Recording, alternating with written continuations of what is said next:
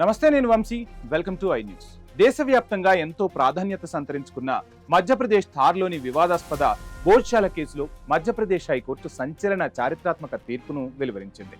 ఏళ్ల తరబడి సాగుతున్న ఈ మందిర్ మసీద్ వివాదంలో హిందూ పక్షానికి లీగల్ గా భారీ విజయం లభించిందనే చెప్పొచ్చు. భోజ్శాల ప్రాంగణాన్ని సరస్వతీదేవి ఆలయంగా, ఒకప్పటి సంస్కృత విద్యా కేంద్రంగా హైకోర్టు గుర్తించింది. అక్కడ హిందువులకు పూర్తి స్థాయిలో పూజలు చేసుకునే హక్కును కల్పిస్తూ సరస్వతీదేవి విగ్రహాన్ని పునఃప్రతిష్ఠించేలా కేంద్రానికి కీలక సూచనలు చేసింది. ఈ సంచలన తీర్పుకు సంబంధించిన పూర్తి వివరాలు ఈ ప్రత్యేక కథనంలో చూద్దాం.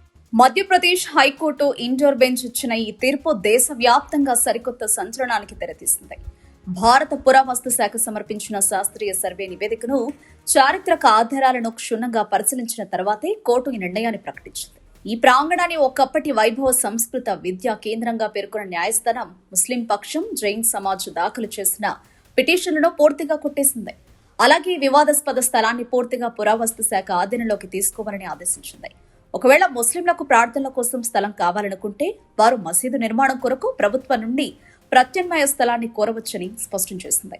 హిందూ పక్షం తరపున ప్రముఖ న్యాయవాది విష్ణుశంకర్ జైన్ కోర్టులో బలమైన వాదనలు వినిపించారు. చరిత్ర పుటల ప్రకారం పరమార వంశానికి చెందిన ప్రసిద్ధ రాజు భోజుడు క్రీస్తు శకం 1034 సంవత్సరంలో ఈ భోజశాల ప్రాంగణంలో జ్ఞానదేవత అయిన సరస్వతీదేవికి అంకితం చేస్తూ ఒక అద్భుతమైన ఆలయాన్ని నిర్మించారు.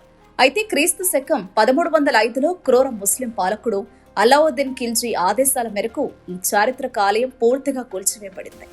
ఆ తర్వాత కాలంలో అదే ఆలయ శిథిలాలను, స్తంభాలను ఉపయోగించి అక్కడ కమల్ మౌలా మసీదును నిర్మించారని చారిత్రక ఆధారాలతో సహా కోర్టుకు విన్నవించారు.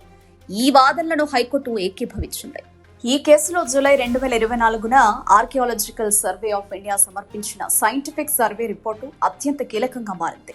అంతకు ముందు వరకు ఉన్న నిబంధనల ప్రకారం ఈ వివాదాస్పద స్థలంలో హిందువులు ప్రతి మంగళవారం పూజలు చేసుకోవడానికి, ముస్లింలు ప్రతి శుక్రవారం నమాజ్ చేసుకోవడానికి ఏఎస్ఐ అనుమతినిచ్చింది. అయితే హైకోర్టు ధర్మాసనం ఈ తీర్పులో ఒక కీలకమైన విషయాన్ని ప్రస్తావించింది. శతాబ్దాలుగా ఈ వివాదాస్పద స్థలంలో హిందువుల పూజలు ఎన్నడూ ఆగలేదని కోర్టు స్పష్టం చేసింది. హిందువుల ఆరాధన హక్కులను పరిమితం చేస్తూ ముస్లిం సమాజాన్ని అక్కడ ప్రార్థనలు చేసుకోవడానికి అనుమతించిన 2003 నాటి ఏఎస్ఐ ఉత్తర్వులను హైకోర్టు పూర్తిగా రద్దు చేసింది. అలాగే 2023లో వచ్చిన ఉత్తర్వులు కూడా హిందువుల ప్రాథమిక హక్కులను కాలరాసేలా ఉన్నాయని, అందువల్ల అవి ఇకపై చెల్లవని కోర్టు తేల్చి చెప్పింది. ఖిల్జీ దండయాత్రలో కూలిపోయిన హిందూ సాంస్కృతిక వారసత్వానికి న్యాయస్థానం ద్వారా మళ్లీ జీవం పోసినట్లయిందని, భక్తుల హక్కులను కోర్టు కాపాడిందని హిందూ సంఘాలు హర్షం వ్యక్తం చేస్తున్నాయి.